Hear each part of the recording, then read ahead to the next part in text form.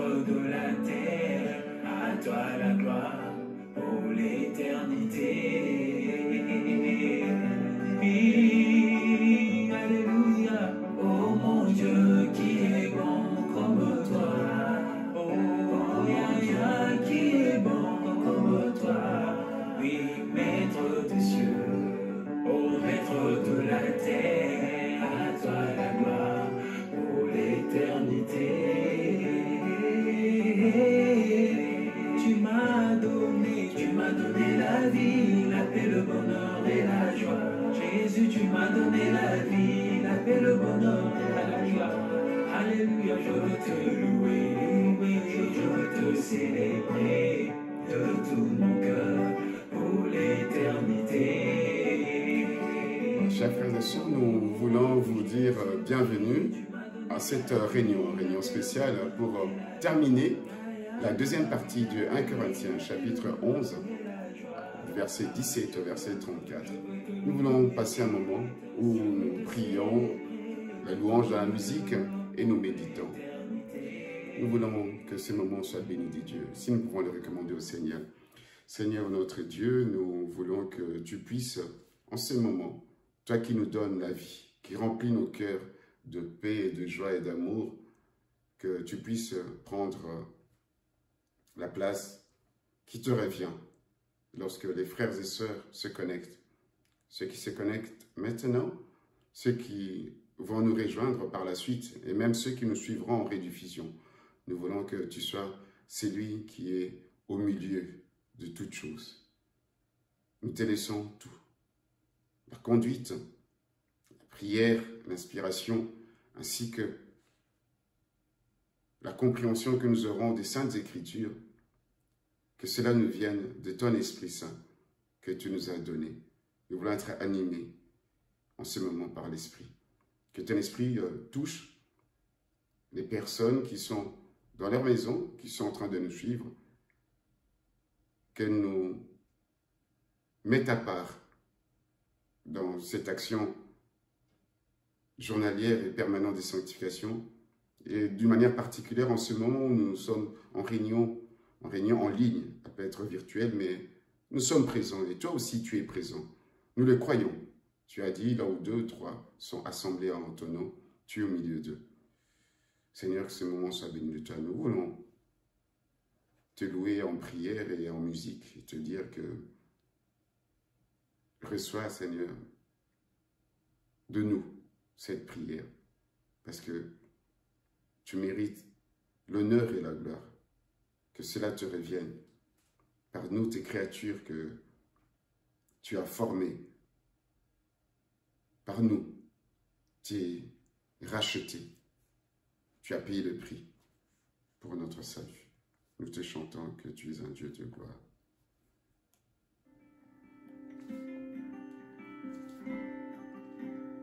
Dieu de gloire.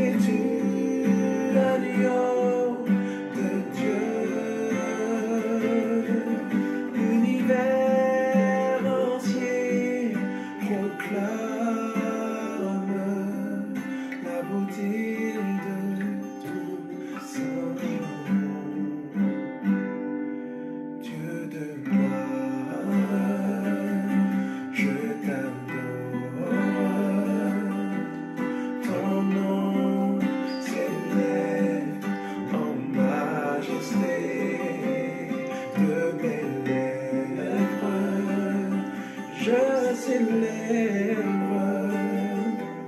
ta victoire, ton règne, ton autorité, digne es-tu, agneau de Dieu, digne es-tu, agneau de Dieu. Tous les anges ensemble acclament la puissance de ton nom. Digne es-tu, Oui, Seigneur, nous te disons que tu es digne, Seigneur. Nous assemblons comme dit l'Écriture.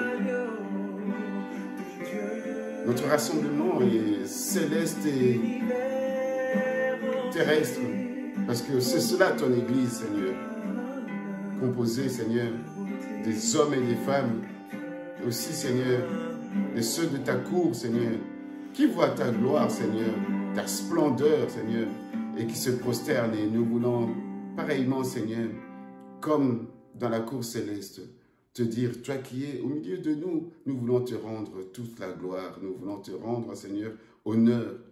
Tu es majesté, Seigneur. Nous voulons que tu sois béni par nos prières, tu sois béni, Seigneur, par notre connexion maintenant, par notre présence en ligne les uns les autres. Nous voulons te dire que, Seigneur, ô Dieu, il n'y a point d'autre que toi. C'est toi notre guide et tu le resteras pour toujours. C'est toi notre lumière. C'est toi qui accomplis, Seigneur, et réalise des grandes choses pour nous, qui dépassent l'entendement, qui dépassent la connaissance. Tu es là, ô Dieu, dans la vie de mon frère et de ma sœur, parce que tu l'as promis, Dieu fidèle. Seigneur, nous sommes peut-être comportés, Seigneur, comme des gens sans foi ni loi, des infidèles. Mais ton amour est toujours là, ô Dieu fidèle. Et nous reconnaissons, comme dit l'Écriture, que là où deux ou trois s'assemblent en ton nom, tu es au milieu d'eux. Seigneur, merci pour ta présence, parce que tu éclaires notre ignorance, tu éclaires, Seigneur, l'obscurité qui nous entoure, et tu nous montres le chemin. Tu es celui qui fait et qui accomplit des grands miracles. Voilà qui tu es pour nous. Mais tu es au-delà, Seigneur. Tu protèges, tu préserves, Seigneur, nos vies, Seigneur. Et tu garantis notre avenir. Oui. Qui nous ravira de ta main, Seigneur? Qui nous ravira de ta main? Alléluia. Seigneur, nous voulons que ces moments, que nous soyons concentrés pour réaliser cela et reconnaître et te les confesser. Que tu aies beaucoup de choses pour moi, que tu aies beaucoup de choses pour ma soeur, mon frère. Chacun de nous, Seigneur, a expérimenté, Seigneur, comment, Seigneur, tu es venu vers lui pour le sauver, pour faire de lui un enfant de Dieu. Alléluia. Alléluia, Seigneur. Alléluia à toi. Sauveur. Alléluia. Sauveur, c'est toi. Seigneur, nous te demandons toujours, par ton esprit, de nous mettre chaque jour, Seigneur, de côté pour nous rendre semblables à toi. Seigneur, nous voulons être disposés, et nous le sommes, disposés à bénéficier du travail de sanctification de ton esprit, qui passe par la prière, par la consolation que donne la lecture et la méditation des Saintes Écritures, qui passe surtout aussi par la communion les uns les autres. Nous nous retrouvons, nous prions, nous partageons. Et nous partageons, Seigneur, nos peines et nos joies, Seigneur. Des expériences vécues. Nous recevons des conseils, Seigneur. De l'aide. Tu veux aussi que nous puissions manger ensemble, Seigneur. Tu veux que cette main d'association puisse demeurer. Alléluia. Tu veux nous voir les uns les autres. Un pastorat mutuel. Tu prends soin de nous d'une manière renouvelée. Alléluia. Alléluia, Seigneur. Alléluia. Voilà, chers frères et sœurs, nous allons nous préparer à entrer petit à petit dans la parole de Dieu. Je vais faire la lecture de 1 Corinthiens 11, 17 à 34, et puis nous allons encore chanter et prier pour cette belle parole. Nous allons, si vous le pouvez, prendre vos Bibles, je vais faire la lecture. Ce soir, ça sera dans la version Louis Séguin 1910, donc la version de l'Église. Si vous avez trouvé, je vais faire la lecture.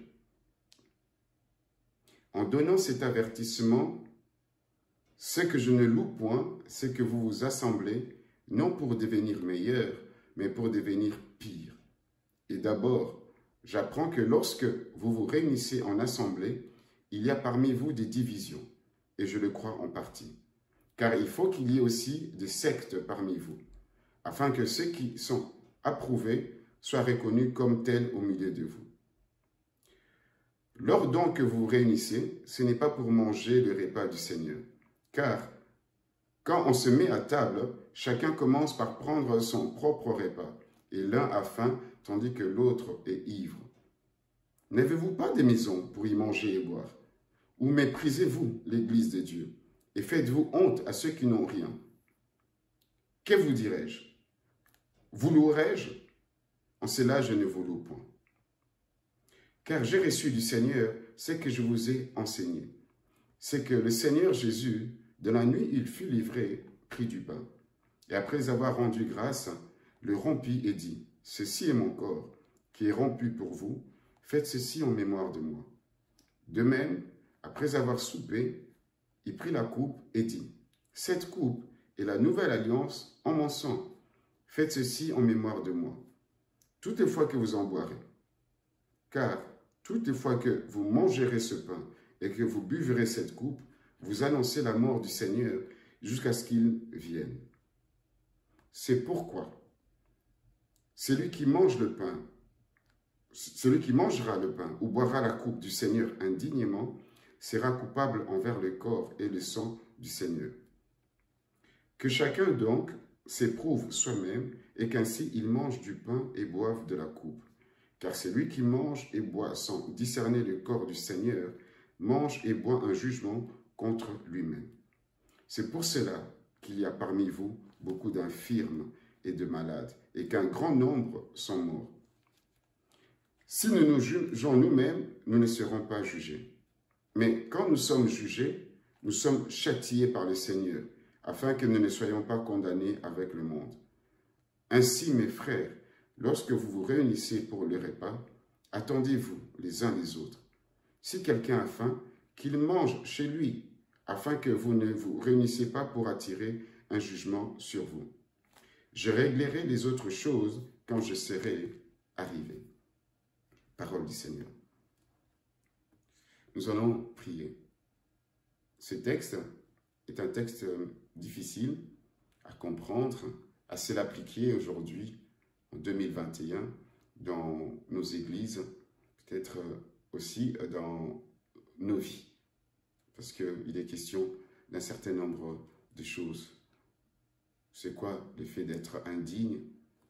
C'est quoi cette introspection qu'on nous demande de faire à la fin? Cette annonciation que nous faisons lorsque nous mangeons le pain et nous buvons la coupe? Nous voulons que le Seigneur nous aide à comprendre. Et pourquoi il insiste à plusieurs reprises, à plus de 4 fois, lorsque vous vous assemblez, lorsque vous vous réunissez. Qu'est-ce que l'Esprit a à nous dire aujourd'hui? Nous voulons prier à ce Dieu qui nous a créés et surtout qui nous a sauvés, qu'il puisse nous parler et nous dire ce qu'il attend de nous. Tous ont besoin d'être aimés, d'un amour sans limite. Que ta grâce coule en moi. Tous ont besoin de pardon, de la beauté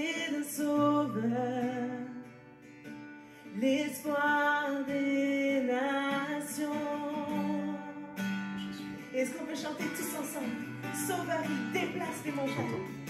Sauveur, il déplace les montagnes. Mon Dieu sauve avec puissance.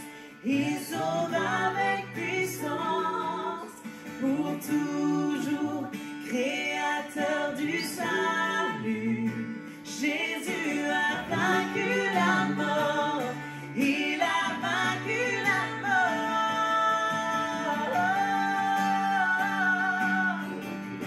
Il a vaincu la mort.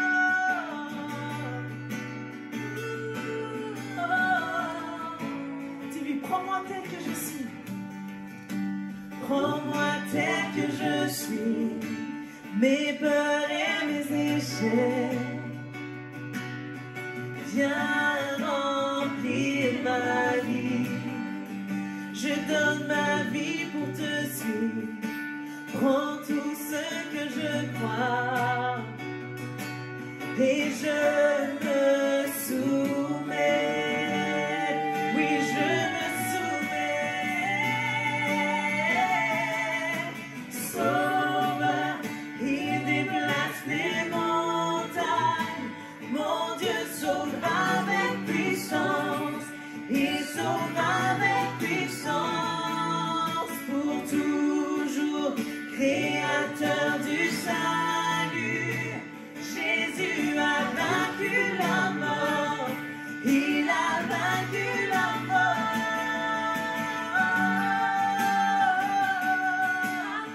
Tu es tout puissant, Jésus.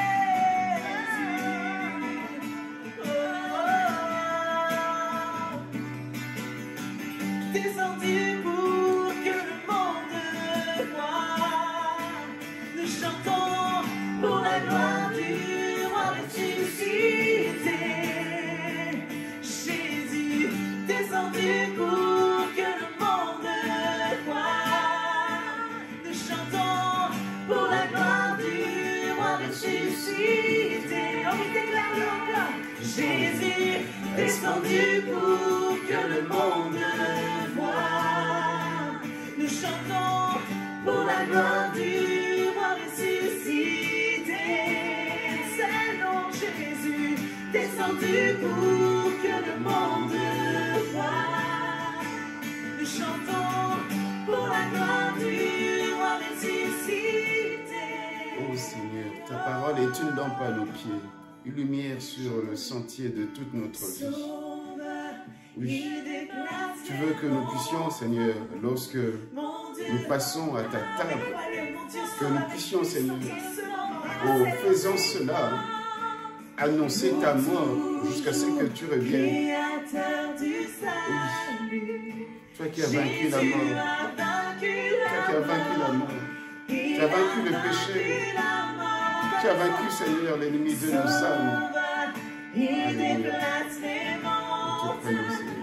Mon Dieu sauve avec puissance. Parle-nous, Seigneur. Puisse ce chant, Seigneur, être l'expression, Seigneur, de ce que nous croyons, de ce que nous voulons te dire. Tu as vaincu la mort. C'est pour cela que nous te célébrons, pour ta mort et ta résurrection.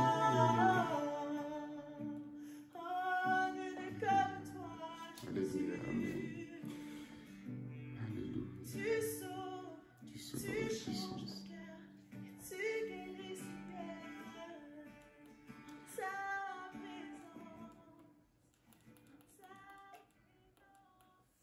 Voilà, frères et sœurs, nous voulons maintenant entamer les versets 17 au verset 34. La Bible nous parle d'un avertissement que l'apôtre Paul donne de la part du Seigneur. Mais dans le verset 17, il parle en disant ceci, que je ne vous loue point. Pourquoi? Parce que la manière dont vous vous assemblez ne vous aide pas à progresser, à devenir meilleur, mais ça vous rend pire. Et c'est grave. Cet avertissement, c'est comme une sonnette d'alarme pour dire que normalement, lorsque vous vous réunissez jour après jour et que vous priez et que vous faites la liturgie, c'est-à-dire les éléments qui composent le culte chrétien, la prière, à l'époque c'était le chant des psaumes, il y a aussi l'édification par la parole prophétique et aussi le repas du Seigneur qui a été pris après avoir mangé un moment de festin ou de repas amical ou je dirais, fraternel. Normalement, ça devait vous construire individuellement, ça devait construire l'Église, comme nous avons toujours l'habitude de dire que nous marchons de progrès en progrès, de mieux en mieux ou de gloire en gloire. Mais ce n'était pas le cas pour l'Église des Corinthes. Parce que il apparaît dans les textes que nous avons lus, au verset 18, que lorsqu'ils se réunissaient, on ne détermine pas s'il s'agissait des réunions de dimanche, donc des cultes dominicaux, mais on comprend que c'était vraiment des réunions importantes qui se faisaient en présence de plusieurs. Il y avait des divisions. Et ces divisions-là, lorsque nous entrons un peu en profondeur, nous comprenons que ces divisions-là ne sont forcément pas les mêmes divisions dont il a parlé au chapitre 3 et 4, que je pense mes autres confrères, en tout cas les autres anciens, l'ancien Christian et l'ancien Aimé, ont eu déjà à nous expliquer. Mais il s'agit des divisions donc dans l'Église réunie, assemblée, en ce sens où on voit des gens qui sont riches, qui ont des moyens, et des gens qui ont peu de moyens, qui sont pauvres, les démunis. C'est la section qui va du verset 18 au verset 22. Dans l'église des Corinthes, comme nous l'avons dit et nous le répétons, c'était une église cosmopolite. Il y avait des gens de toutes catégories. Il y avait des gens qui étaient fortement instruits et des gens qui étaient assez riches et qui étaient en tout cas de rang social en tout cas, plus aisés que les autres. Il y avait aussi des pauvres. Et parmi les pauvres, il y avait aussi ce qu'on appelle les hommes qui travaillaient, et probablement ou même particulièrement les esclaves.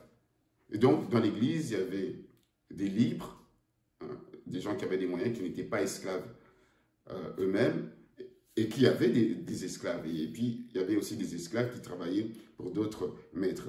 Esclaves, nous pouvons, au siècle présent, dire des gens qui travaillent, des ouvriers, des salariés, des employés. D'autres étaient comme des patrons ou bien des indépendants qui n'avaient pas besoin d'avoir un planning horaire à respecter. Et lorsque on célébrait à l'époque le repas du Seigneur, beaucoup de textes nous montrent que c'était d'abord des repas en commun. On mangeait ensemble.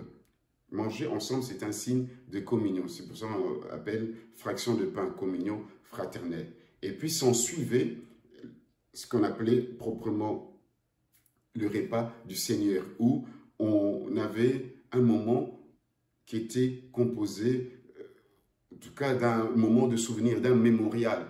De pourquoi, au fait, nous sommes aujourd'hui des amis ou des frères et sœurs. Qu'est-ce qui a fait que nous soyons rassemblés? Qu'est-ce qui a fait de nous ce que nous sommes? Cette vie nouvelle que nous avons obtenue, eh bien, cette partie, on appelait cela le repas du Seigneur ou bien la scène. On appelait ça un moment de forte communion. Au chapitre 10, il est question aussi de bénir la coupe. Et on disait que cette coupe que nous partageons, c'est la communion au Seigneur. Donc, pour comprendre cette section du chapitre 11, en tout cas du verset 17 à 34, il est question de la célébration du repas du Seigneur, qu'on appelle la Sainte Seine. Et dans d'autres communautés, on appelle cela l'Eucharistie. L'Eucharistie, ça veut dire rendre grâce.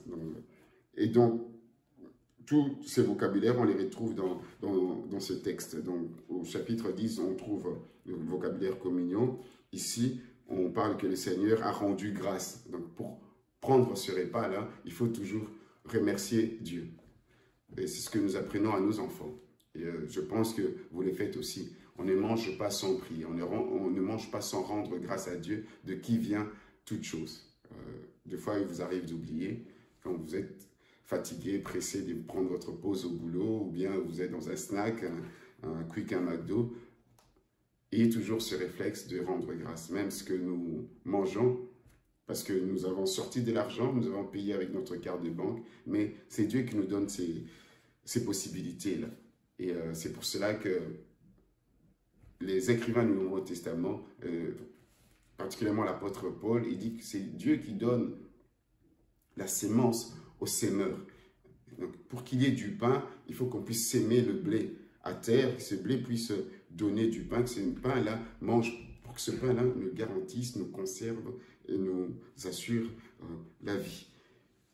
Donc c'est aussi l'image de c'est Jésus qui est venu, qui est cette sémence qui est tombée à terre, qui est ressuscitée pour que nous puissions avoir la vie en abondance. Donc il faut toujours remercier Dieu. Donc nos repas, et surtout les repas du Seigneur, c'est un moment d'Eucharistie, un moment où on rend grâce à Dieu pour ce que Dieu nous a donné. Dieu nous a donné le pain de vie, le pain qui vient du ciel. Il nous a donné Jésus, sa vie pour notre rachat, pour que nous soyons rachetés, réconciliés avec Dieu. Et donc, je disais, la section de 19 à 22 nous montre que il y avait dans l'Église des gens qui avaient des moyens, des gens qui n'avaient pas beaucoup de moyens. C'est pour ça que vous entendez qu'il y a d'autres qui étaient affamés et d'autres qui avaient déjà mangé. Je l'ai dit précédemment, ce n'étaient pas des églises qui pouvaient contenir 200, 300 personnes. On pouvait se réunir tous ensemble dans la plus grande maison de la ville pour se réunir, pour former l'assemblée où nous allions prendre le repas du Seigneur. Mais avant, chacun mangeait. Apporter de quoi manger. On mettait tout ensemble. Donc, la communion fraternelle, on mettait tout ensemble. On a amené ce que nous avons préparé à la maison pour manger ensemble et pour boire ensemble. Mais ceux-là qui avaient des moyens, ils prenaient les bonnes places, hein, les premières places sur les divans, sur les fauteuils, commençaient déjà à manger ce qu'eux-mêmes avaient préparé et ils buvaient. Et même avant les repas du Seigneur, ils étaient déjà ivres. Bon, maintenant, ceux qui venaient en retard ou bien qui n'avaient plus de place pour être ensemble, qui étaient peut-être à la cour de la maison. Et donc, il est fort probable que c'était plutôt ceux-là qui venaient du travail, les esclaves et les travailleurs qui venaient en retard, qui ne pouvaient pas manger, en tout cas le repas qu'on apportait pour qu'on mange ensemble avant la partie du repas du Seigneur. Et donc, ça créait des divisions. Et l'apôtre parle que non, là, je ne peux pas vous louer.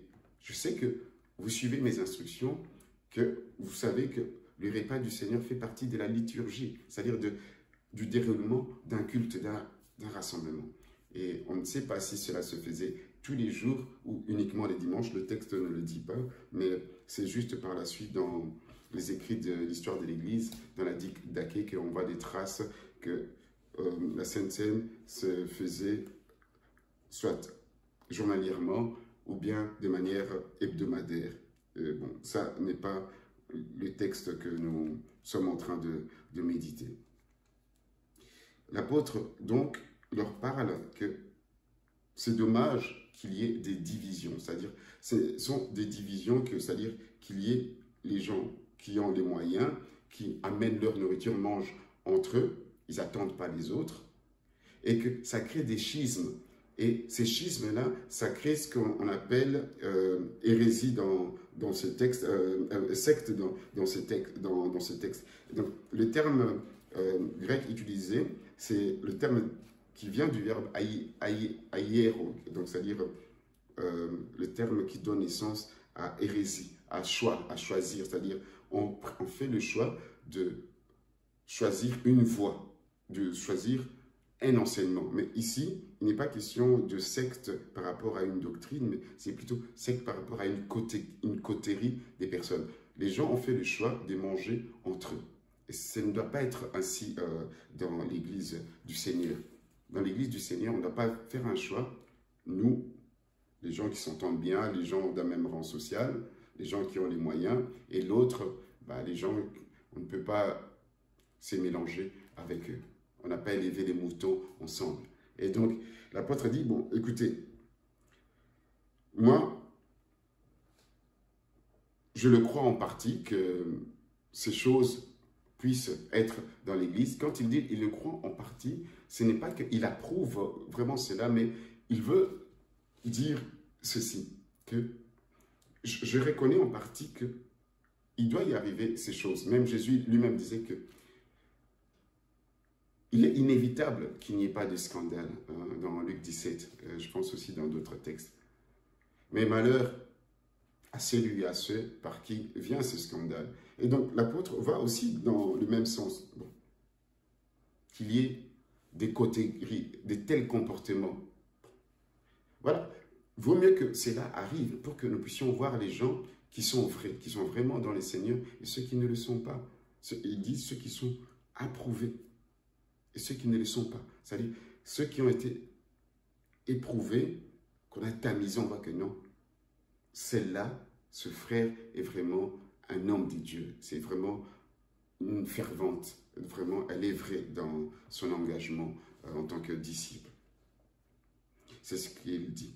Et il leur dit, je pense qu'il aurait été beaucoup plus facile que, au lieu d'apporter cette légèreté, cette division dans l'Église, mangez chez vous alors à la maison et puis après venez juste au moment de la scène du repas du Seigneur. Au moins vous manifestez un respect pour le repas que vous allez prendre après.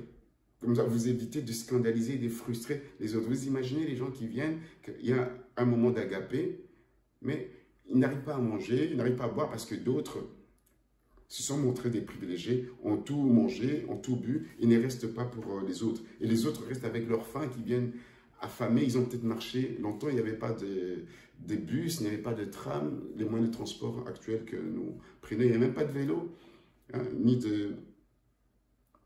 de trottinette. Donc, vous voyez ce que ça crée au niveau de la communauté, de l'ensemble de l'Église.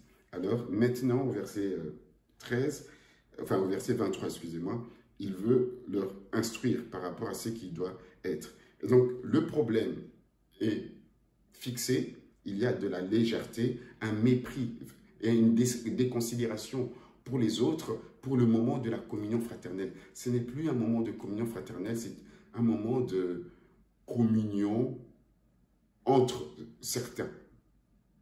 Et donc, c'est cela le problème, cette légèreté, cette indignité et ce mépris et cette déconsidération pour les autres, dans ce moment d'agapé qui précède la scène. Et maintenant, au verset 23, il leur dit que c'est que moi, je vous ai transmis, c'est-à-dire comment on célèbre le repas du Seigneur. Effectivement, c'est un repas qui, dans plusieurs textes, on montre qui était partagé le soir, comme le Seigneur a eu à le faire. Et qu'il soit dit en passant qu'on se réfère souvent à Jésus avec ses disciples quand ils ont partagé le dernier repas. Alors, on ne sait pas très bien dans les discussions si c'était un repas d'adieu, ou bien c'était vraiment un repas pascal, c'était l'agneau pascal qu'on mangeait. Ça, il est important de dire que dans certaines églises, il y a une grande discussion, surtout la date exacte de la mort de Jésus. Est-ce que c'était le vendredi? Est-ce que c'était un jeudi?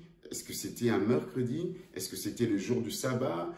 À quel moment on a pu manger la Pâque avec les disciples, étant donné que la Pâque, les agneaux, étaient abattus le jour de sa mort. Et donc là, je pense que nous en parlerons une autre fois. Peut-être nous pourrons faire une séance sur Zoom où vous posez vos questions. Nous allons vous répondre. Mais ici, l'apôtre est en train de dire à l'Église, en tout cas c'est la première fois que c'est mentionné dans la Bible, parce que le livre des Corinthiens, c'est l'épître qui a été écrite avant même Matthieu, Marc et Luc. Bon, Jean est venu beaucoup plus tard, hein, vers peut-être des années 80, 90, après Jésus-Christ. Et donc, il dit que lui, pour lui, c'est le Seigneur lui-même qui lui a transmis cela par révélation.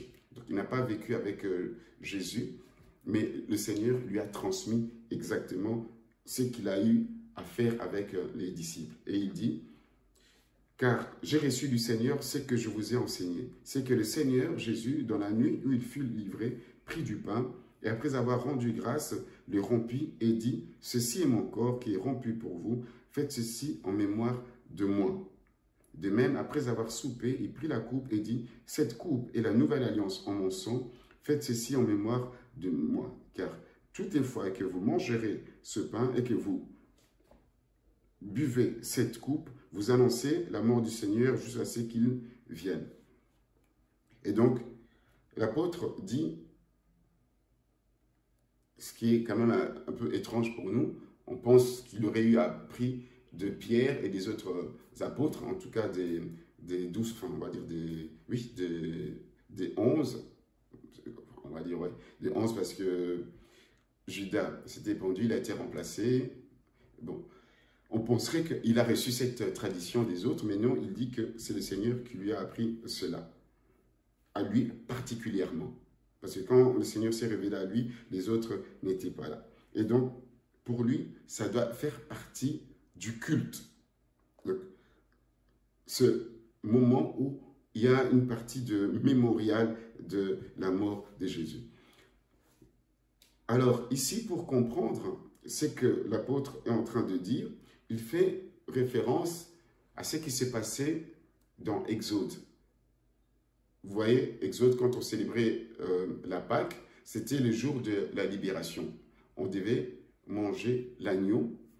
Allez, on sait comment on mangeait la Pâque et comment on le faisait de manière à ce que les enfants et les petits-enfants puissent voir qu'on devait manger de manière rapide, hein, parce qu'on devait sortir. Et donc, à chaque fois que les Juifs mangent, c'est pour commémorer le fait que l'agneau, là, qu'ils ont mangé, c'était le symbole du jour de leur délivrance de la servitude en Égypte, qui devaient sortir donc de leur libération du pays d'Égypte. Et lorsque les chrétiens font le mémorial par rapport au repas du Seigneur, il n'est plus question de manger l'agneau, c'est juste du pain et du vin. Et donc, la façon que la personne qui va célébrer va le faire, doit se rappeler que c'est d'abord Jésus qui a fait cela avec ses premiers disciples, ses premiers apôtres, pour leur parler de la nouvelle libération, la libération du péché et l'inauguration de la nouvelle alliance, la nouvelle marche avec Dieu, telle que Dieu l'avait annoncé par les prophètes. Ça se réalise en lui, en ce sens où il va donner sa vie comme l'agneau immolé, l'agneau sacrifié, afin que nous puissions emprunter ce chemin de libération du péché, de la réconciliation avec Dieu.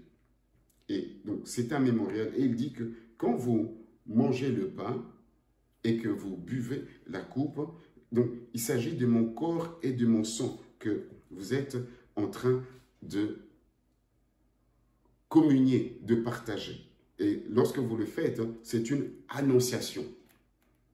De même que Pâques, en Exode, dans l'Ancien Testament, pour les Juifs, annonce la libération du pays d'Égypte, de même, pour nous les chrétiens, le repas du Seigneur, manger du pain et boire la coupe, boire du vin, c'est annoncer la mort de Jésus-Christ. C'est Jésus-là qui est ressuscité et qui revient. Qui revient parce qu'il a dit qu'il viendrait nous chercher. Et il a promis, c'est Dieu-là qui ne ment pas, qu'il ne boirait plus du fruit de la vigne jusqu'à ce qu'il boive avec nous, dans le royaume de son Père. Et donc, nous annonçons la mort, la résurrection de Jésus-Christ et son retour. Donc, mémorial, annonciation.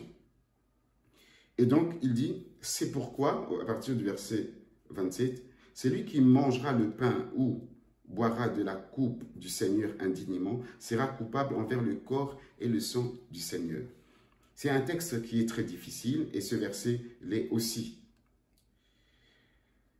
Alors, qu'est-ce que le fait de manger indignement? On comprend, c'est que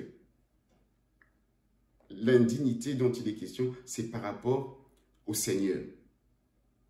Alors, mais qui sont concernés? On est en train de s'adresser aux membres de l'Église des Corinthes qui, par leur comportement, au moment, je dis bien, au moment de passer les repas ensemble, c'est-à-dire les agapés puis la Sainte Seine, ils sont indignes. Pourquoi sont-ils indignes? Parce qu'ils ne réalisent pas qu'on doit être dans l'unité. D'abord, dans la charité, c'est-à-dire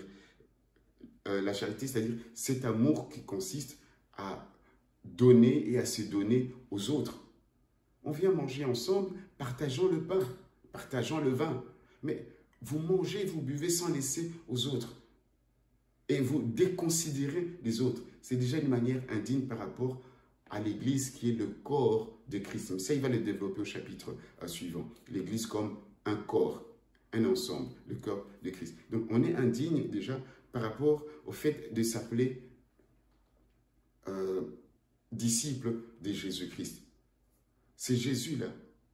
C'est comme si ce qu'il a fait pour nous rassembler, pour nous, cela, c'est insignifiant. On le prend à la légère. Cette indignité-là, c'est un mélange de déconsidération envers les frères, un mépris pour les autres. C'est aussi de prendre à la légère que si nous sommes réunis ensemble, nous formons une famille, des gens qui sont sauvés par la mort de Jésus-Christ et par sa résurrection. On est indigne par rapport à l'œuvre de Christ. Et on est indigne par rapport à notre comportement vis-à-vis des frères. Alors, au verset 28, que chacun donc s'éprouve soi-même et qu'ainsi qu'il mange du pain et boive de la coupe. Car celui qui mange et boit sans discerner le corps du Seigneur mange et boit un jugement contre lui-même.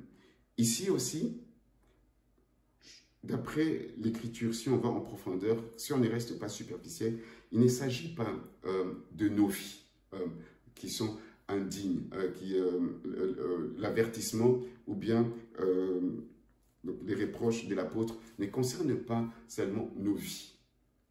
Parce que nous sommes tous des pécheurs graciés. Forcément, on est indigne même de prendre part à la table du Seigneur. On est indigne. Donc tous, pasteurs, anciens, diacres, fidèles, archibishops, on est tous indignes. Même si on parle en langue d'une manière extraordinaire. Mais seulement nous, ces indignes, ces pécheurs graciés,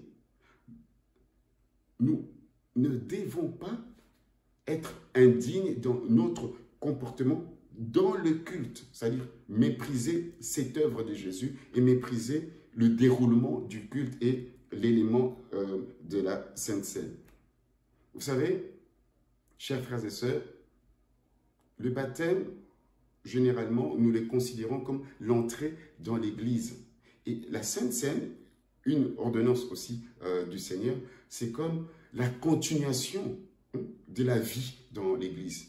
Et le fait de mépriser, de les déconsidérer, de le célébrer dans la légèreté, c'est comme si on ne veut pas de vie dans l'Église, on est indigne d'être membre de l'Église. Et donc, c'est plutôt le comportement, notre attitude qui pose un sérieux problème. Et là, on nous appelle à nous examiner. Et il a dit, c'est pour cela qu'il y a parmi vous beaucoup d'infirmes, des malades, et un grand nombre sont morts. Voyez-vous, chers frères et sœurs, ici, il n'est pas question de vous faire paniquer, il n'est pas question que on vous dise, ah, attention, maintenant, pour être participant à la table du Seigneur, se lever pour prendre la Sainte Seine, vous devez être impeccable à 100%. Vous devez être sans péché. Non. Il est question de réaliser que si, dans l'Église, il y a des gens qui sont châtiés, punis par le Seigneur, que ce soit par des maladies, que nous ne réalisons peut-être pas, nous ne discernons pas que ça peut être une punition de Dieu, des infirmités et même des morts dans la communauté, parmi les enfants de Dieu. Hein, ici, on parle de l'église locale, je ne vais pas élargir cela à l'église universelle pour que les gens puissent trouver des excuses. On parle de l'église locale de Corinthe, essayons de nous l'approprier et de nous adapter, d'adapter ce texte à nos vies, à nous en tant qu'église locale aussi, en tant qu'individus. Des fois, les seigneurs punis par des maladies et même les seigneurs nous rappellent à lui pour éviter que nous puissions être encore pire et perdre peut-être ce qu'il avait en vue pour nous, pour notre ministère et pour, je dirais, l'impact que nous devons donc réaliser dans le monde. Et ces punitions sont liées au fait de la légèreté, de l'indignité et du mépris. La Sainte Seine doit se prendre dans l'unité de cœur, dans l'unité de cœur, chers frères et sœurs, et dans la charité. Bien entendu, dans la sainteté également. Et donc, c'est ce que nous pouvons dire, c'est à ce moment-là qu'on le prend dignement. Dans la sainteté, c'est plutôt que nous nous mettons à part, c'est-à-dire que nous réalisons que nous sommes en communion avec Dieu, en communion les uns les autres. Aujourd'hui, je voudrais parler, avant de pouvoir terminer la section, je voudrais parler de qui célèbre la Sainte Seine et comment cela peut-il se faire aujourd'hui dans nos vies, dans notre situation, dans notre spécificité. D'abord, le texte ici ne nous indique pas qui doit présider le repas du Seigneur. À l'époque, c'était, chez les Juifs en tout cas, pour les Pâques juives, c'est plutôt le chef de famille qui fait le rituel de la prière, de prier, de rendre grâce au Seigneur. Et donc, dans l'Église, il est fort probable qu'il s'agissait des apôtres et des responsables des églises, hein, c'est-à-dire les anciens qu'on appelait les bergers, les pasteurs. Mais il n'est pas scripturairement dit que ça ne doit être que eux à tout prix qui doivent le faire. Donc, on peut comprendre qu'un ancien responsable peut le faire dans la figure du responsable, hein, du père du responsable, qui puisse le faire. Mais on peut très bien demander aussi à un frère, un aîné dans la foi, qu'il puisse célébrer cela. Le pain et le vin. Donc, le pain sans le vin, nous le prenons sans aucun problème. Mais c'est la question du jus de raisin et du vin qui pose problème. Toutes les églises, jusque-là, n'ont jamais eu de problèmes. Quand je parle des vraies églises, vous savez quelles sont vraiment les vraies églises dans cette vie. Pour eux, le vin n'a jamais posé de problème. Et puis, il est arrivé une certaine conception de l'anti-alcool, l'anti-boisson enivrante. Et donc, on est arrivé à des jus de raisin. Bon. Maintenant, dans les contrées, dans les pays comme loin en Afrique, où il n'y a pas de jus de raisin, où il n'y a pas de vin, hein, comme résultat du fruit de la vie. Comment peut-on célébrer la Seine quand il n'y a pas de vin, et il n'y a pas de jus de raisin et il n'y a pas de pain? On peut utiliser d'autres éléments. J'ai eu déjà étudié cela et j'ai fait un texte là-dessus sur la Sainte Seine qui se trouve en tout cas parmi vos notes pour ceux qui venaient à l'église le jeudi. J'ai vu, en tout cas dans d'autres églises en Afrique, où c'était des beignets qui étaient partagés. Il n'y avait pas de pain. Les gens, avec les moyens des bords, essayaient d'accomplir je veux dire, ce symbole-là du pain et du vin, et qui prenait peut-être de la grenadine ou bien de l'eau, bien une boisson locale. Vous imaginez dans les villages d'Afrique. Pourquoi je parle de cela? Chez nos frères catholiques, pour eux, le pain et le vin, lorsque nous le prenons au moment de célébrer la Sainte Seine, donc ils utilisent un terme technique qu'on appelle la transsubstantiation, c'est-à-dire ça se transforme en sang de Jésus et en corps de Jésus. Bon, généralement, les protestants, pas les luthériens, parlent de consubstantiation, c'est-à-dire que en ce moment-là, on célèbre, Jésus est présent. Et puis, pour nous, en tout cas pour les luthériens et même pour les églises évangéliques, certains, c'est que c'est juste des symboles, mais qui montrent que ces symboles-là, c'est un mémorial pour nous enseigner que ce que nous prenons là, c'est que nous communions, c'est-à-dire nous voulons entrer dans l'identification à Jésus-Christ, dans sa mort et dans le don de sa vie. Il est mort pour nous, il a donné sa vie et nous la recevons. Nous n'avons aucune force, mais il nous la donne et donc nous la recevons.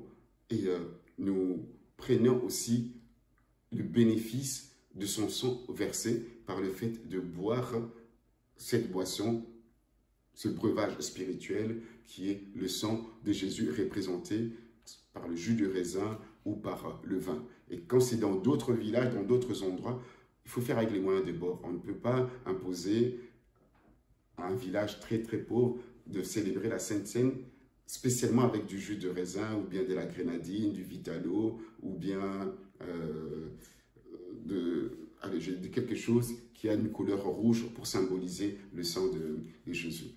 C'était très important de pouvoir le dire. Mais ce qui est important, c'est que l'apôtre veut nous faire juste comprendre que dans ce mémorial-là, on doit retenir qu'il y a l'annonciation que nous annonçons en faisant cela tous les dimanches ou même tous les jours pour d'autres églises qui étaient bien organisées.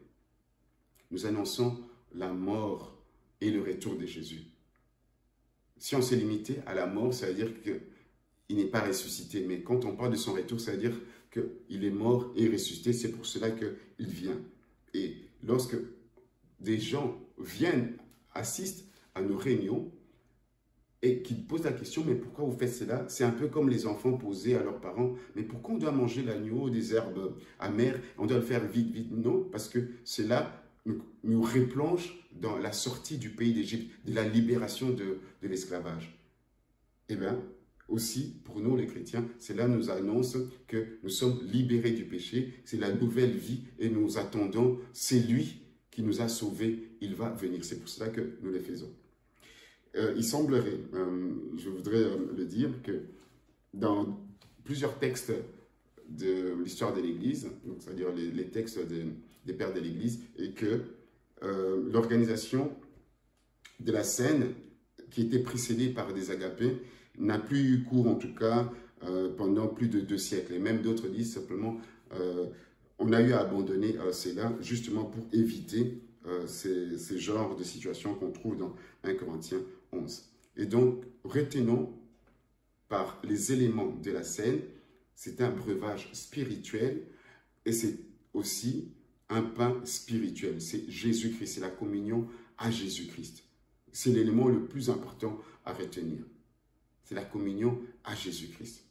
Sa vie qu'il a donnée, le sang qu'il a versé pour nous. C'est ce que nous devons retenir. Et donc, c'est pour ça que vous voyez l'écho avec 1 Corinthiens 10, quand il dit que le breuvage dont il buvait, c'était Christ.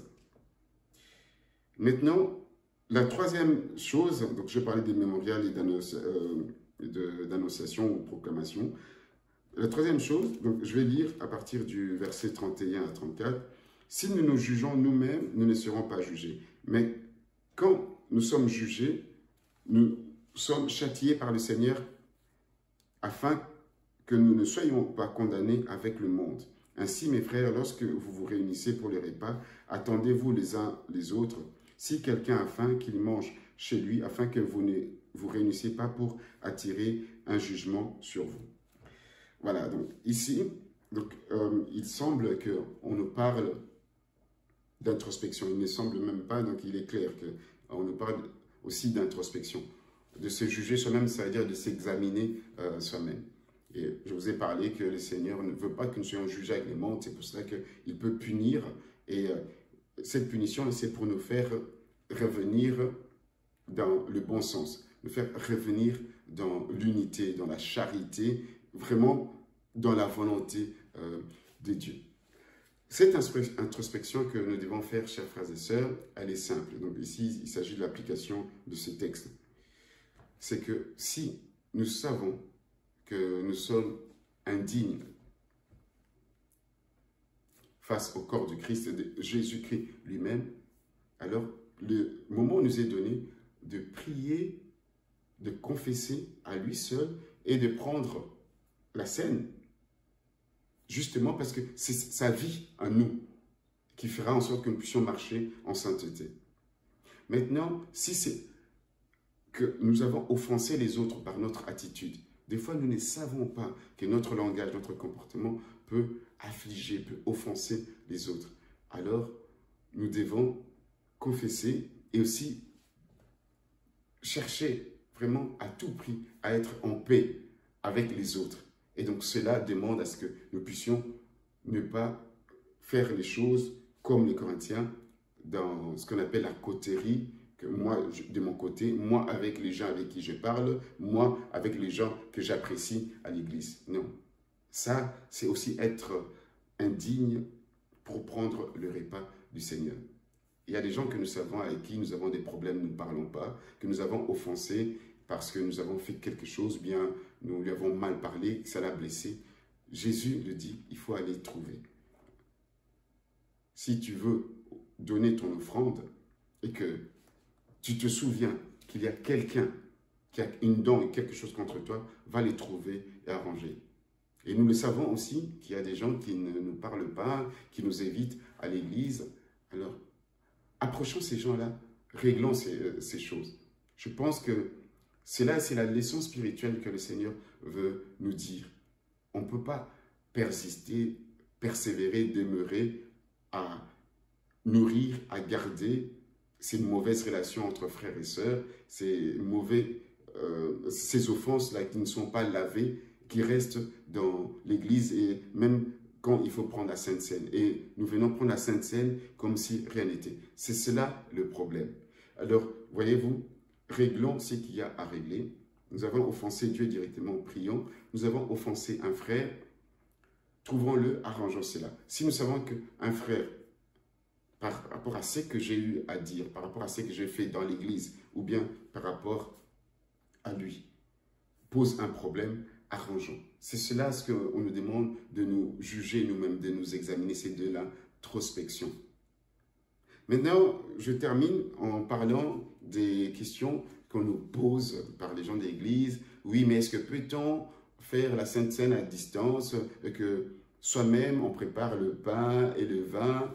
Est-ce que c'est normal? Est-ce que je peux toucher le pain et le vin, prier, rendre grâce et puis les manger? Mais alors, ce que nous comprenons les textes, si on n'est pas superficiel, on a bien compris qu'il s'agit d'un repas, c'est le repas du Seigneur.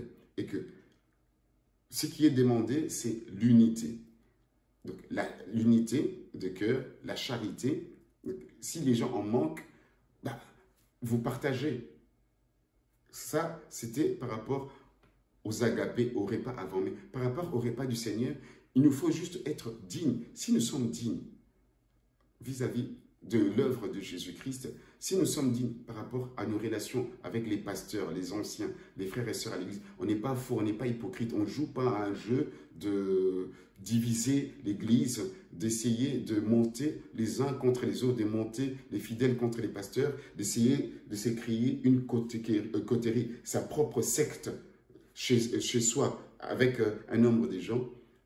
Alors, si ce n'est pas le cas, nous sommes libres et nous pouvons effectivement prendre la scène à distance parce que cela ne nous est pas possible de nous retrouver dans un lieu. C'est vrai que le texte parle de lorsque vous vous retrouvez dans un lieu, mais aujourd'hui, avec les moyens que Dieu a mis à notre disposition, même la technologie, tout vient de Dieu. Ce n'est pas Satan qui a créé l'Internet, les nouvelles technologies, les moyens digitaux qui nous permettent d'être connectés les uns les autres. L'intelligence, la sagesse vient de Dieu. Même si, des fois, les hommes utilisent l'intelligence que Dieu leur donne à mauvais escient. Mais nous pouvons, de mon point de vue, à partir du moment que ces trois éléments sont respectés, c'est un mémorial, un souvenir de ce que Jésus a fait pour nous, pour que nous puissions former cette famille réunie en ligne ou en présentiel.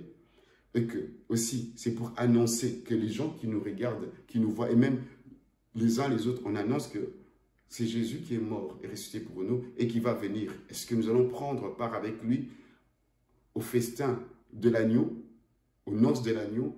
Il a promis qu'il ne boira plus de ce vin jusqu'à ce qu'il le boira avec nous au royaume de son Père. Nous nous annonçons cela et nous nous édifions. C'est une espérance pour nous. Et aussi, c'est une manière de nous introspecter. Est-ce que je suis en ordre avec le Seigneur? Je suis en ordre avec les frères et sœurs? Et nous arrangeons.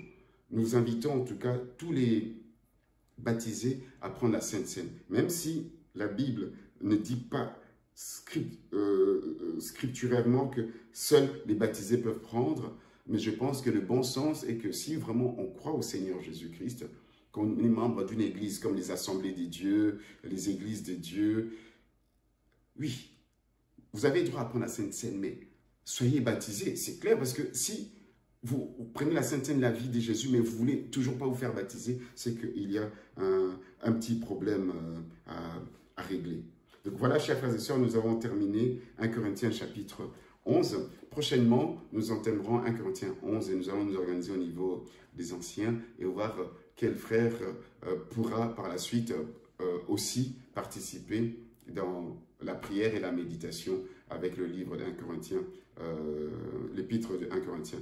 Je prendrai en cœur les chapitres 12 et 14 et Dieu aidant, nos frères pourront aussi nous exhorter à comprendre les trésors qui se trouvent dans la méditation de cet épître. Cet épître nous donne beaucoup d'éléments qui nous poussent à prier Dieu.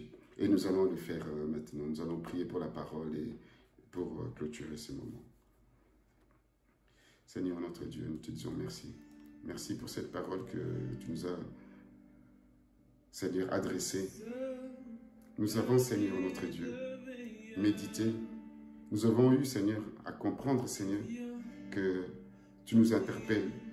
Nous avons eu à comprendre que tu ne nous loues pas quand, Seigneur, nous faisons les choses et nous nous comportons avec légèreté pendant les cultes, lors des cultes et particulièrement au moment de la scène. Tu veux que nous puissions avoir la bonne attitude vis-à-vis des autres, l'esprit d'unité, l'esprit de charité, Seigneur, et la sainteté qui accompagne la prise en commun du pain et du vin. Seigneur, tu veux que nous puissions, Seigneur, nous examiner. Tu veux que nous puissions, Seigneur, revenir à toi. Oui, Seigneur, là où il y avait les péchés, Seigneur, nous voulons que, même, Seigneur, dans un temps de silence, que le frère et la sœur qui est connecté puisse introspecter, s'examiner et voir si elle doit appeler le frère ou la sœur pour laver l'offense. Et même nous, qui ne le savons pas, peut-être que nous avons offensé les gens, nous te demandons pardon. Mais Seigneur, quand nous prenons conscience qu'un frère ou une sœur a un don contre moi, parce que je lui donne de l'argent, parce que je l'avais mal parlé, mal regardé, parce que j'avais colporté des choses en son nom, parce que je l'avais calomnié, oh Dieu, nous voulons faire cet effort, comme tu le recommandes, de nous examiner. Oh Seigneur, nous sommes fragiles, Seigneur. Nous ne sommes pas parfaits. Tu veux que nous puissions être ceux-là qui représentent vraiment ton corps, dont tu es la tête. Nous sommes le corps de Christ. Alléluia. Alléluia. Je chanterai louange à son nom. Je chanterai Dieu, mon essentiel. Est-ce que Dieu est ton essentiel? Je chanterai en l'honneur de son nom. et la gloire lui reviennent dans ce que nous faisons à l'église, pendant les cultes, pendant nos rassemblements, que ce soit sur Zoom, sur YouTube, sur Facebook. Et vous pouvez commenter et poser vos questions. Oui, Seigneur. Nous voulons annoncer, Seigneur, lorsque nous nous réunissons, proclamer que tu as donné, tu as payé le prix. Tu as payé le prix. Tu reviendras aussi. Toute ma vie.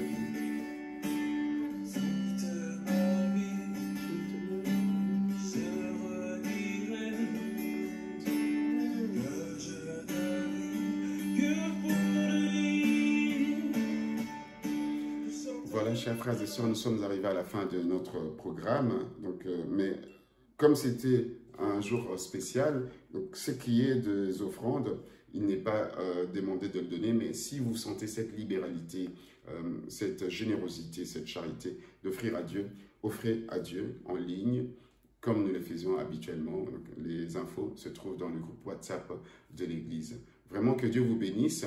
Nous bénissons aussi le Seigneur pour le temps de prière que nous avons eu à passer ensemble avec les bien-aimés. Vraiment que Dieu puisse être celui que nous annonçons, que Jésus soit celui que nous annonçons. Et c'est Jésus-là connaît son Église, il te connaît, il me connaît. Que Dieu vous bénisse.